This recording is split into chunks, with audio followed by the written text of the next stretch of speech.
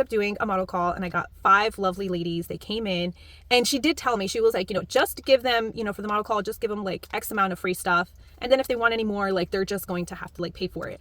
And then like, that's how you get, that's how you can get paid through a model call, right? If they want any extras or anything. So I actually did end up making $200 from this lady that she was like, hey, can my husband be part of it? She's like, I'll pay you $200. Can my husband also join it? Like, I'll be the model, but I just want to include him.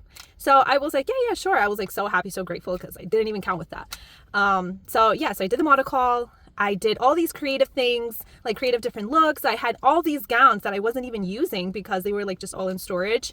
And, I ended up doing all these different looks. I posted all this content. It was just like, boom, after like one after the other. And it was, like also right before I did that, the month before I did that, I had also done a workshop, which was very motivating. So in that motivating, like workshop, I had learned so many things. And so then I applied it with these girls the following month and then I launched it. And then I just like, my business took off. But on a side note, those $1,000 that I paid the lady, those were the last $1,000 that I had on my, so I had a couple of credit cards and I had pretty much maxed them all out.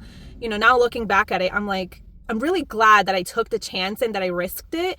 And, I just like, I risked it because like I was like, you know what, these are like the last $1,000. Like I should probably use this for like food or anything, but I took a chance and I was like, you know what, let's see what happens. And I'm so glad looking back, like I took the chance because that was what changed, my business. Once I did that launch, I created all that content, posted it out there. Then all of a sudden, all these people just, they just started to come in to book me. They were like, wow, you do all that work, you have all those gowns, and then there was all this interest and then my business just took off from there.